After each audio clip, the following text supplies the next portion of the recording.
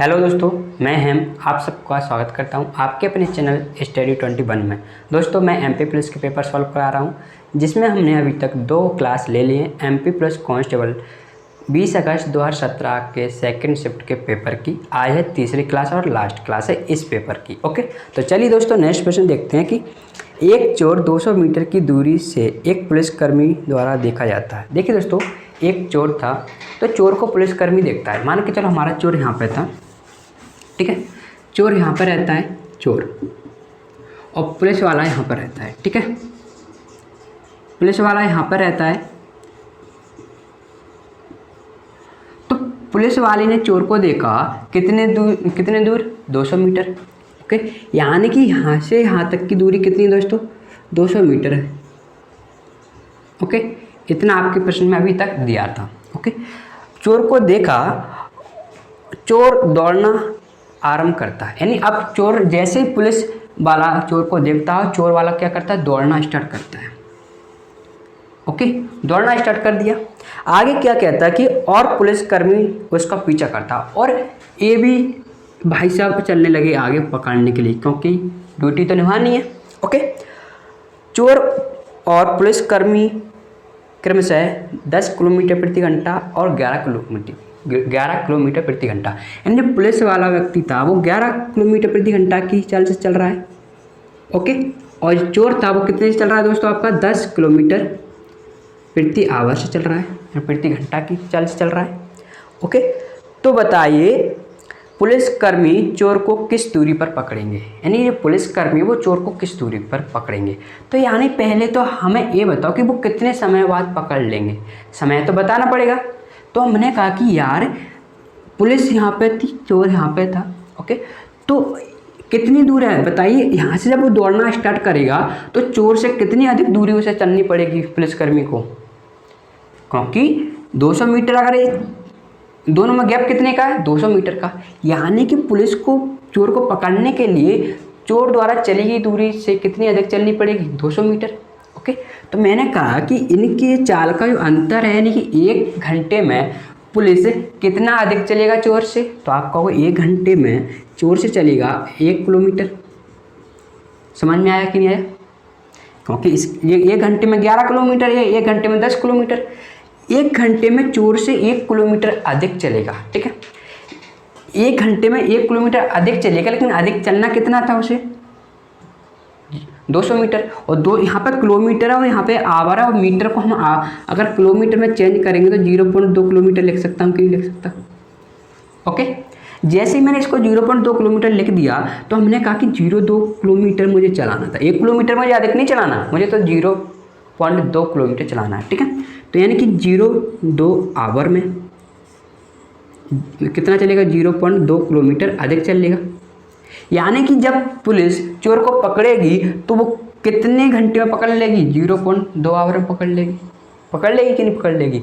यानी कि यहाँ से वो स्टार्ट किया, मान के चलो यहाँ पे उसने पकड़ लिया, तो यहाँ से इसने कितना घंटे लिए? 0.2 घंटे लिए, 0.2 घंटे लिए। अब यानी यहाँ से इसकी स्पीड दी थी 11 किलोमीटर प्रति घंटा, और यहाँ से टाइम लेता है यहाँ तक कितना? 0.2 आवर। तो डिस्टेंस निकाल सकते हो आप यहाँ से यहाँ तक की। टाइम दिया है, स्पीड दी है, क्योंकि उसने पुलिस से पूछा था कि पुलिस कितनी दूरी पर है, तो पुलिस तो यहाँ से स्टार्ट कर रही थी। ओके, तो हम करेंगे इसमें मल्टीप्लाई, दूरी निकाल लेंगे। क्या आई दोस्तों? आपकी यहाँ से यहाँ तक की जो डिस्टेंस आई दोस्तों, वो क्या आई आपकी? 0.2 टाइम इंटू स्पीड क्या थी दोस्तों? 11 किलोमीटर प्रति घंटा, यानी 11 का मल्टीप्लाई कर देंगे। कितना आ जाएगा दोस्तों? 2.2 किलोमीटर। समझ में आया दोस्तों? देखिए दोस्तों, नेक्स्ट प्रश्न में क्या दिया है कि 4/9 की पावर -4 को किस संख्या से भाग दिया जाए कि भागफल 1/2 की पावर 4 आए। देखिए दोस्तों, भाग देने का मतलब होता है कि अगर मैं x में y का भाग दे रहा हूँ, इसका मतलब है कि मैं x में मल्टीप्लाई कर रहा हूँ 1/y का। ओके, तो यानी क्या करो आप? मैंने कहा कि माना कि मैंने k से भाग दिया, तो मैं किसका मल्टीप्लाई कर दूंगा दोस्तों? इसमें 1/k का मल्टीप्लाई कर दूंगा। 1/k का जैसे इसमें मल्टीप्लाई किया तो ये कितना बन जाता है? 1/2। 1/2 की पावर 4 बन जाता है, ठीक है। देखिए दोस्तों, यहाँ पे क्या होता है, कभी भी अगर a की पावर -k n है, अगर मैं इसको बटे में लाऊंगा तो a की पावर पॉजिटिव हो जाएगा, यानी कि पावर क्या हो जाएगी, पॉजिटिव हो जाएगी। ठीक है, यहाँ पर 4 था, यहाँ पर 2 था, तो क्या करो आप इस 4 को नहीं बेस समान बनाओ। ओके, के का मान आपको निकालना था, निकाल लीजिए। कैसे निकालेंगे मैं बताता हूँ।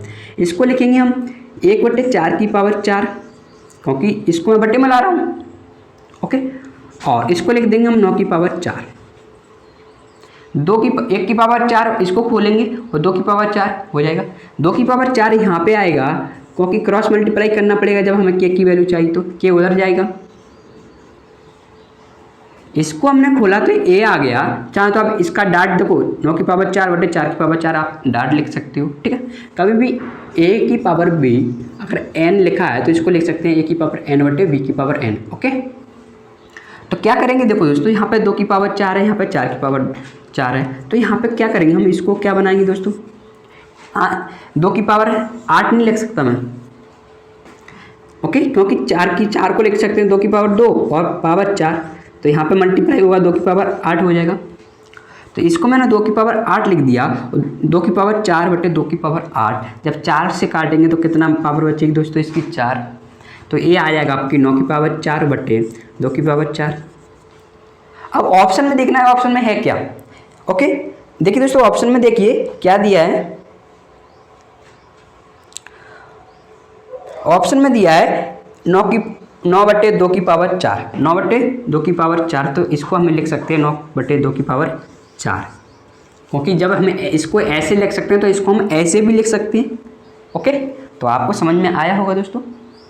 नेक्स्ट प्रश्न देखिए दोस्तों, क्या दिया है कि x² + 1/x² दिया है आपका 23, तो पूछा कि x + 1/x क्या होगा।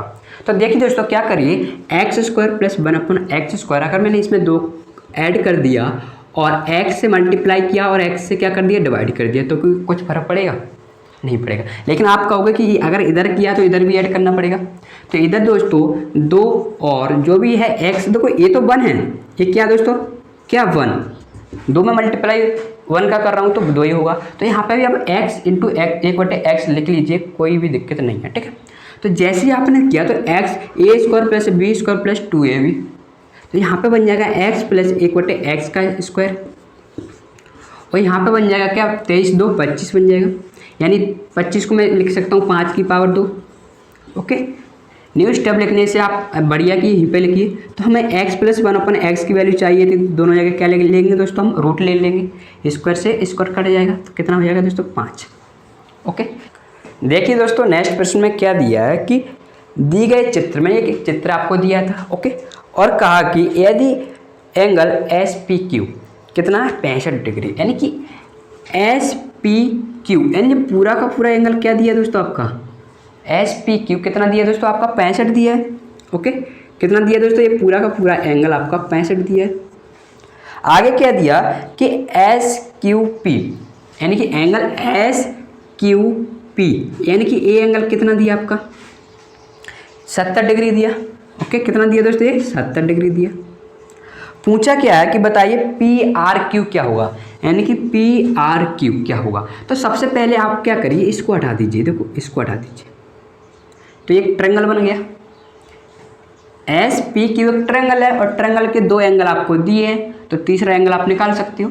क्या, देखो ये 65 था, ये 70 था, तो हम क्या करेंगे, या तो 180 माइनस दोनों का ऐड करके माइनस कर देना। ओके, नहीं तो मैं ऐसे करूँगा, जिस दो अगर तीनों कितने होगा, देखो तीनों एंगल का एवरेज क्या होता है, 60 अगर ये होता, अगर तीनों 60 होते, ये 10 ज़्यादा है तो ये 10 कम हो जाएगा, कितना बचेगा, 50। ये 60 से 5 ज़्यादा है तो ये कितना कम और हो जाएगा, 5, यानी 45 बचेगा।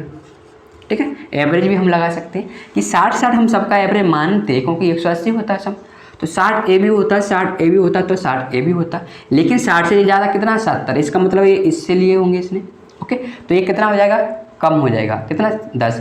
ओके, और ये कितना, 65, तो ये कितना हो जाएगा, 5 और कम हो जाएगा। मान के चलो ये 55 होता तो ये 50 से कितना हो जाता, 55, क्योंकि इसने क्या कम, तो इसके कम, इसका हिस्सा किसने लिया हुआ, इसने। चाहे आप यहाँ से स्टार्ट करिए, यहाँ से स्टार्ट करिए, आंसर सेम आना है, नहीं तो एक डार्ट तरीका 180 माइनस कर दीजिए 65 और 70 को। ठीक है, देखिए दोस्तों एक रूल आप याद रखना कि एक जो जीवा होती है, इस जीवा द्वारा एक ही तरफ परिधि पर बने हुए एंगल क्या होते हैं दोस्तों, ए और ए यानी जितने भी जो परिधि पे एंगल बन रहे हैं वो क्या रहते हैं दोस्तों, समान रहते हैं।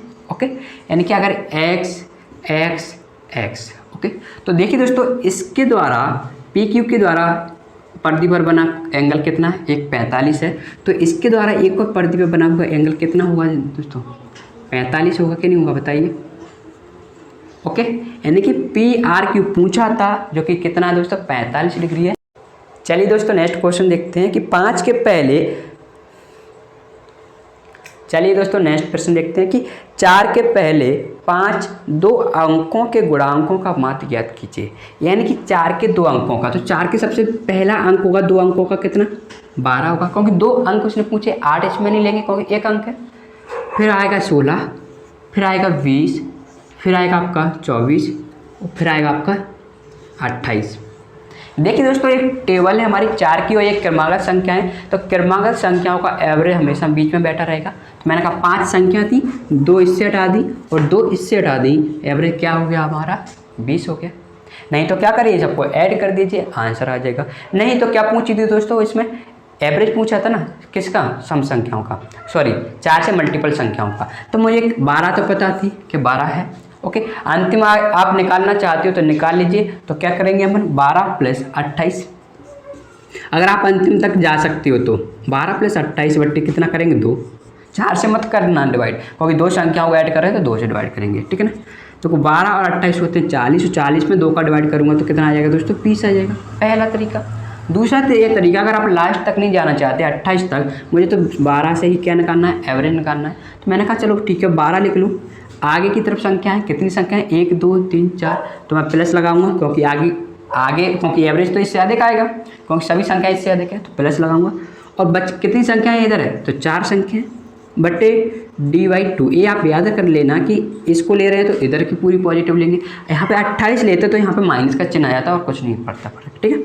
डिफरेंस कितना है दोस्तों, हम इसको हटा दूँ, डिफरेंस आप किसी भी प्रश्न में डिफरेंस ले सकती हो टेबल में, ठीक है। कितना है दोस्तों, 4। अगर मैं इसको इससे काट दूंगा तो 2 आएगा, और 2 × 4 8, 8 12 20 हो जाएगा, ठीक है। 3 तरीके मैंने बताए और तीनों बेस्ट तरीके हैं। तो नेक्स्ट प्रश्न देखिए दोस्तों क्या दिया है कि x² + x, देखिए दोस्तों x² + के x -72 को अगर मैंने भाग दिया किससे दोस्तों, भाग दिया x - 8 से, तो बताइए भागफल क्या आएगा। देखो दोस्तों ऑप्शन में लिख देता हूँ थोड़ी देर के लिए। क्या दिया यहाँ पे, x - 9 और x + 9 और x + 8 और 2x - 8।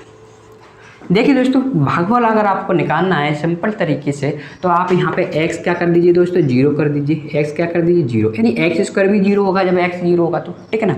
तो जब मैंने x 0 कर दिया तो ये कितना बचेगा दोस्तों, -8 बचेगा। और यहाँ पे -72 बट्टे -8 जब भाग देंगे तो माइनस से माइनस कट जाएगा, कितना आ जाएगा दोस्तों, 9 आ जाएगा। ओके, जब मैंने यहाँ पे x की वैल्यू 0 रख दी तो 0 ऑप्शन में भी तो रखना पड़ेगा। तो जैसे ही ऑप्शन में 0 रखा तो -9 9 8 -8, तो यहाँ पर क्या आ रहा था दोस्तों आपका आंसर 9, और 9 ऑप्शन में कौन बना रहा है, दूसरा ऑप्शन।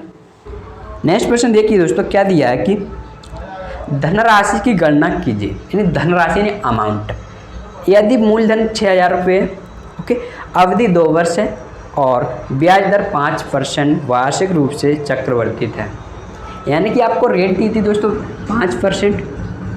ओके, तो 5% जब रेट दी थी और पूछा था बताइए अमाउंट बताइए, तो मैं अमाउंट कैसे निकालूंगा, 5% की फ्रैक्शन वैल्यू होती है 1/20, यानी कि 1 वर्ष में 20 पे 1 रुपया लगता है। यानी कि अगर 1 वर्ष की बात करूं तो 20 से कितना हो जाएगा दोस्तों, 21 हो जाएगा कि नहीं हो जाएगा, कितना दोस्तों 1 वर्ष का। लेकिन मुझे 2 वर्ष का निकालना था, तो जब 1 वर्ष का निकाल रहा था तो ये पावर 1 थी, और जब 2 वर्ष का निकालूंगा तो पावर कितनी करनी पड़ेगी, मुझे 2 करनी पड़ेगी, 21 है दोस्तों। ओके, ये आपका मूलधन है। ओके, और ये आपका क्या धनराशि, यानी कि हम अमाउंट कह सकते हैं, ठीक है। तो जैसे ही इसको सॉल्व करेंगे तो 400 अनुपात 441 हो जाएगा, यानी कि अमाउंट कितना दिया दोस्तों आपको, 6000 रुपये दिया है, और 441 की वैल्यू पूछी, आप निकाल सकते हो। आपको 6000 की वैल्यू दी थी, सॉरी 6000 दी थी किसकी दोस्तों, 400 की, और 441 की पूछी, तो 441 का क्या करेंगे हम, मल्टीप्लाई कर देंगे। ओके, अगर ए की वैल्यू आपसे पूछ ली तो। देखिए दोस्तों, जैसे मैं इसको काटूंगा 0 से 0 चला जाएगा, 4 से 5 8 काटेंगे 15, 15 एकम 15, 15 चौके 60, एक हासिल थी 15, तो कितना हो जाएगा 61, 15 चौके 60, 6 हासिल थी 66, यानी कितना हो जाएगा 6615 रुपये हो जाएगा। सबसे पहले रेट को फ्रैक्शन में चेंज किया, यानी एक वर्ष में 20 पे 1 रुपये लगता है, तो 20 से 21 हो जाएगा। एक वर्ष था तो 1 पावर की थी, 2 वर्ष था 2 पावर होगी, और अगर 3 वर्ष होता तो 3 पावर होगी। ठीक है, यहाँ से मैंने निकाला 400 क्या है आपका मूलधन है, जो कि 6000 दिया है। ओके, और अमाउंट कितना 441, जिसकी वैल्यू आपको बतानी है। ठीक है, हमने यहाँ से निकाल लिया। देखिए दोस्तों, प्रश्न पढ़िए क्या दिया है कि एक सभा भवन में 7225 छात्र इस प्रकार बैठे हैं, यानी कि जो सभा भवन है उसमें कितने छात्र हैं दोस्तों, 7225 छात्र हैं, कि एक पंक्ति में उतने छात्र हैं जितने सभा भवन में पंक्तियां हैं। मान के चलो 10 पंक्तियां थी तो प्रत्येक पंक्ति में 10 छात्र थे। अगर पंक्तियों की संख्या 20 थी तो प्रत्येक पंक्ति में कितने छात्र थे, 20 थे। यानी कि जितनी पंक्तियां हैं उतने ही व्यक्ति हैं, यानी जितनी पंक्तियां हैं उतने ही एक पंक्ति में छात्र हैं। ओके, तो देखिए दोस्तों, इसमें क्या पूछा कि सभा भवन में कितने छात्र हैं, तो सभा भवन में कितने छात्र हम नहीं बता सकते, वो तो पहले दिया है। सभा भवन में कितने छात्र हैं, 7225, तो इसमें पूछा है या तो पंक्तियों की संख्या बताइए या पंक्ति में कितने छात्र हैं ये बताइए। तो सभा भवन में कितने छात्र हैं ये हम नहीं निकाल सकते, क्योंकि ये तो इसमें दिया है 7225 टोटल छात्र हैं सभा भवन में। ठीक है, तो हमने क्या किया कि मान के चलो एक्स क्या थी दोस्तों, पंक्तियाँ थी। ओके, एक्स पंक्तियाँ थी और एक पंक्ति में कितने छात्र थे, उतने ही छात्र थे, तो छात्र में कितने हो जाएंगे दोस्तों, एक्स, यानी कि छात्र और पंक्तियाँ। ठीक है, एक पंक्ति में एक्स छात्र हैं तो एक्स पंक्ति में कितने छात्र होंगे, तो आप कहोगे एक्स इंटू एक्स टोटल छात्र हो जाएंगे, और जो दिया आपको 7225 टोटल छात्र हो गए। तो आप क्या करिए, एक्स स्क्वायर की वैल्यू आ जाएगी कितनी, 7225। अब आपको इसका क्या निकालना है, रूट निकालना है, क्योंकि हम दोनों जगह इसको हम ऐसे भी लिख सकते हैं। ओके, यहाँ से रूट हटाया, यहाँ से स्क्वायर हटाया तो यहाँ पर रूट लग जाएगा। तो मैंने कहा कि 7225 को बाहर कैसे निकालूंगा, तो जैसे हम 15 का निकालते थे, ठीक रहती थी। ओके, तो क्या करते थे, डायरेक्ट मैं बता रहा हूँ, वैसे आप इसका क्या करिए, फैक्टर करिए फिर निकालिए। जैसे हम 5 निकालते थे तो 25 लिखते थे, और एक में प्लस के 1 करते थे तो कितना हो जाता दोस्तों, 2 हो जाता था, और 2 इंटू 1 कितना होता था, 2। यानी कि अब 25 की जगह क्या आ जाएगा, 5, और 72 के ऐसे फैक्टर करो कि जिनका अंतर 1 हो, तो आप कह सकते हो 8 9 में 72, अंतर 1 है। तो जो बड़ा आता था वो कहाँ आता था, +1 करने पर, यहाँ पर क्या रहता था, छोटा रहता था, तो यहाँ पर क्या ले लेंगे अपन, छोटा ले लेंगे, 85 हो जाएगा। ओके, आशा करता हूँ समझ में आया होगा ये कंसेप्ट। नहीं तो आप देखो, ये तो मैंने इससे रिलेट किया है इसको, कि जब हम +1 कर रहे थे तो क्या हो रहा था, बड़ी संख्या आ रही थी, और लेकिन यहाँ पर क्या थी, छोटी संख्या थी। ओके, देखिए दोस्तों, नेक्स्ट प्रश्न क्या दिया है कि 0.005832 खाली स्थान पर में संख्या का घन है, यानी कि जो संख्या दी है वो किस संख्या का घन है। हम कह सकते हैं इस संख्या का घनमूल आपको निकालना पड़ेगा। तो जब आपको घनमूल निकालना पड़े तो 0.00582 एक संख्या दी थी, उसका क्या निकालना है आपको, घनमूल निकालना है, क्योंकि ये किसी संख्या का क्या है, घन। तो हम क्या निकालना पड़ेगा, घनमूल निकालना पड़ेगा उस संख्या को देखने के लिए। तो जैसे ही मैं इस पॉइंट को हटाऊंगा तो 1 लगा के कितनी जीरो लग जाएगी, 1 2 3 4 5 6, हम लिख सकते हैं 6, यानी 10 की पावर 6 भी लिख सकते हैं। ओके, तो जैसे मैं 10 की पावर 6 इसको लिख दिया। अब देखो दोस्तों, इसको क्या लिख सकते हैं अपन, इसको मैं लिख सकता हूँ 8 को, मैंने कहा 8 से अगर इसको काटूंगा तो जैसे इसको 8 से काटा तो क्या आ जाएगा दोस्तों, 8 7 56, बचेगा 2 23 हो जाएगा, 8 दूनी 16, बचेगा 9 72, यानी 8 9 में 72 बटे लिख सकता हूँ 10 की पावर 2 का क्यू। इसको क्या लिख सकता हूँ, 10 की पावर 2 का क्यू लिख सकता हूँ। और क्या लेना, मुझे इनका रूट लेना है। ठीक है, तो 8 का रूट क्या होगा, 8 का क्यू रूट क्या होगा दोस्तों, 2 होगा। ओके, और 729 का 9 होगा, और 10 की पावर 2 का क्यू, यानी इस क्यू से तो ये क्यू हट जाएगा जो क्यू ले रहे थे अपन। ठीक है ना, यहाँ पर क्यू लगा दो। ठीक है, तो इससे क्या हट जाएगा, ए हट जाएगा, तो 10 की पावर 2 बचेगा, यानी कि ये 100 होगा, 2 से 100 काटेंगे तो 9 बटे क्या बचेगा दोस्तों, 50 बचेगा। ओके, नेक्स्ट प्रश्न देखिए दोस्तों, एक वृत्त तथा एक आयत के क्षेत्रफल बराबर है, यानी कि एक आपको आयत दे दिया और एक आपको वृत्त दे दिया, दोनों के एरिया क्या थे, बराबर थे। यदि वृत्त की वजह क्या है, 24 सेंटीमीटर, यानी वृत्त की वजह क्या है दोस्तों, 24 सेंटीमीटर। ओके, और आयत की चौड़ाई दे दी आपको कितनी, 16 सेंटीमीटर, यानी चौड़ाई क्या दे दी दोस्तों, 16 सेंटीमीटर दे दी। अब पूछा कि बताइए लंबाई क्या होगी, तो मैंने कहा लंबाई क्या होगी, के होगी, क्योंकि लंबाई पूछी तो कुछ तो ना कुछ होगी। आपने कहा कि इसका एरिया क्या होगा, 24 × 24, क्योंकि वृत्त का स्क्वायर होता है। ओके, जो कि बराबर है किसके, आयत का क्षेत्रफल। आयत का क्षेत्रफल क्या होता है, लंबाई इंटू चौड़ाई। 8 से काटेंगे, 8 × 24, 8 से काटेंगे 8 दूनी 16, 2 से काटेंगे 24 12, 12 × 36 आपका के आ जाएगा, यानी कि लंबाई क्या हो जाएगी दोस्तों, आपकी 36 हो जाएगी। ओके, देखिए दोस्तों आगे देखिए कि PAQ त्रिभुज ABC की भुजा BC के समांतर एक रेखा है, यानी कोई त्रिभुज था ABC, एक त्रिभुज ABC था दोस्तों। ओके, AB और C क्या दिया कि जो PAQ है वो त्रिभुज की भुजा, यानी त्रिभुज दिया उसकी भुजा BC के समांतर, यानी BC के समांतर है एक ऐसी रेखा जो A से होते हुए जाती है, क्योंकि PAQ यानी कि A क्या है उसमें, रेखा में है, जो A पे जो A बिंदु है वो रेखा में है। तो मैंने कहा जब हम इसके समांतर करेंगे तो ऐसे कोई रेखा जाएगी जो कि PAQ है। ओके, है कि नहीं है, तो ऐसे ही तो दिया PAQ त्रिभुज ABC में BC के समांतर है। ओके, PAQ आगे क्या दिया है कि यदि एंगल PAB 55 डिग्री है, यानी कि PAB ये कितना दिया दोस्तों, 55 डिग्री है। ओके, और आगे दिया है कि एंगल ACB 60 डिग्री है, यानी कि ACB कितना दिया दोस्तों, ये आपका 65 डिग्री दिया है, सॉरी 60 डिग्री दिया है। तो पूछा कि बताइए CAB क्या होगा, यानी कि CAB यानी कि A एंगल आपसे पूछ लिया। ओके, तो देखिएगा दोस्तों अगर A एंगल आपसे पूछ ले तो पहले तो ये बताइए कि A एंगल कितना हुआ। तो आपको पता है कि दो समांतर रेखाओं के बीच Z की आकृति बनती है, वो एंगल क्या होती है, बराबर, यानी कि A और A, यानी कि A एंगल और A एंगल क्या होते हैं, बराबर होते हैं। तो मैंने कहा यहाँ पे भी देखो ये क्या बनना है, Z बनना है ना, तो जो एंगल 60 है ये कितना होगा, 60 होगा कि नहीं होगा। तो मैंने 60 और 60 और ये 55 डिग्री है, तो हम जब एंगल पूरा क्या होता है दोस्तों, 180 होगा कि नहीं होगा। तो यहाँ से 180 - 55 - 60 कर देंगे तो आपका क्या आ जाएगा, क्या पूछा इसमें, CAB ना, तो CAB आपका आ जाएगा। लेकिन मैंने अभी पहले बताया था कि अगर 3 एंगल बन रहे हैं इसका मतलब सबका एवरेज क्या होगा, 60 होगा। तो यानी कि 60 A है तो 60 AB होता, लेकिन ये 55 यानी 5 कम है तो 5 कौन ले गया होगा, A ले गया होगा, तो 65 हो जाएगा।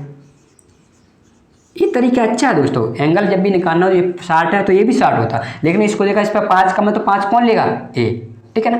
तो इसको तो दे नहीं सकते, ये तो फिक्स है, जो भी करना है इसी में करना है। 60 था हमने 60 ले लिया, देखा कि ये 55 था यानी इस पर 5 कम था, लेकिन मुझे 180 करना था तो 5 मैंने इसको दे दिया, ठीक है। देखिए दोस्तों क्या दिया है अगले प्रश्न में कि ABCD एक समलंब है। मुझे इतना पता है कि ABCD समलंब है। समलंब आप जानते हो कि दो भुजाएं क्या होती हैं, समांतर होती हैं, दो असमांतर होती हैं। अब ABCD समलंब कह दिया, इसका मतलब हमें ये नहीं पता कि कौन सी समांतर है कौन सी असमांतर है। तो आगे पढ़िए कि AB समांतर है DC के, हमें इतना तो पता पड़ गया कि AB समांतर है DC के। तो मैंने कहा चलो ठीक है, AB है ये कोई AB, ओके, और जो समांतर है किसके दोस्तों, DC के।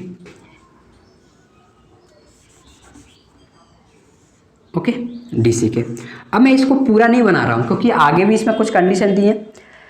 ओके, और DC है वो BC पर अभिलंबवत है, यानी कि क्या, परपेंडिकुलर है। अभिलंबवत क्या होता है, लंब, ओके, यानी परपेंडिकुलर, यानी कि जो DC है वो BC पर है, यानी कि जो DC है वो BC पर क्या है, अभिलंबवत है। यानी कि अगर मैं BC को मिला दूँ तो यहाँ पे 90 डिग्री बनेगा। अब मैं यहाँ से हटा दूँ क्योंकि मुझे 90 डिग्री बनाना है। DC BC पर अभिलंबवत है, यानी कितना बनेगा दोस्तों, 90 डिग्री बनेगा। ओके, और अब हम इसको बना देंगे। अब यहाँ पे 90 डिग्री नहीं बना सकते वरना एक आयत बन जाएगा। ओके, एक भुजा पर अगर ए 90 डिग्री है और ए भी 90 डिग्री है तो दोनों समांतर होगी। ओके, तो क्योंकि इनके बीच की दूरी क्या होगी, समान रहेगी हर जगह। तो यहाँ पे हम 90 डिग्री नहीं बना सकते और नीचे समलंब चतुर्भुज नहीं रहेगा और वैसे भी प्रश्न में दिया नहीं है। ओके, आगे देखिए दोस्तों कि यदि एंगल डी ए बी 110 है, यानी कि डी ए बी कितना दिया दोस्तों, 110 दिया, ये कितना होगा दोस्तों, 90 डिग्री होगा। ओके, और पूछा कि बताइए कि कोण ए बी सी, यानी कि ए बी सी इस वाले एंगल और माइनस कोण ए डी सी, यानी कि ए डी सी यानी इस वाले एंगल का अंतर आपको पूछा है। तो आप मुझे बताइए, एक समांतर रेखा मैंने बताया था, अगर दो समांतर रेखाओं के बीच जो एंगल ए है, मान के चलो ए एंगल मान के चलो कितना है, 60 है, तो ये कितना होगा, 120 होगा, क्योंकि इसका और इसका सम कितना होता है दोस्तों, 180 डिग्री होता है। इसका और इसका अगर दो समांतर रेखा कोई एक रेखा काट रही तो ए और ए दोनों का सम कितना होगा, 180 होगा। मैंने कहा 190 है तो ये भी कितना होगा, क्योंकि दोनों क्या है, समांतर रेखा, तो यहाँ पे भी 90 डिग्री बनेगा दोस्तों आपका, क्या दोस्तों, 90 डिग्री बनेगा। ओके, और हम यहाँ पे भी देख सकते हैं 110, ये भी क्या है, दो समांतर रेखा, और 110 है तो ये क्या कितना बनेगा, इसी को, क्योंकि दोनों का सम क्या होगा 180 और 110 है तो ये कितना बन जाएगा आपका, 70 बन जाएगा। और पूछा कि इस वाले एंगल और इस वाले एंगल का अंतर बताइए, यानी कि A B C minus A D C पूछा है, तो हम अंतर निकाल सकते हैं दोस्तों 20, 90 माइनस 70 20। सब ये याद रखना कि इसका और इसका जो एंगल होता है वो क्या होगा, 180, यानी एंगल का सम 180 होता है। ए 90 था तो ए भी 90 होगा, ए 110 था तो 170 होगा, तो हमने देखा इन दोनों का अंतर 20 होगा। देखिए दोस्तों क्या दिया है कि x के लिए हल करें, यानी इतना दिया है x के लिए हल करें, यानी इसमें x का मान आपको बताना था। तो क्या करेंगे, क्रॉस मल्टीप्लाई 5 का यहाँ पर करेंगे 20। ओके, इसका मल्टीप्लाई यहाँ पर करेंगे तो 2 का 3 के साथ होगा तो 6x, माइनस इसके पूरे के साथ करेंगे तो कितना आ जाएगा 10।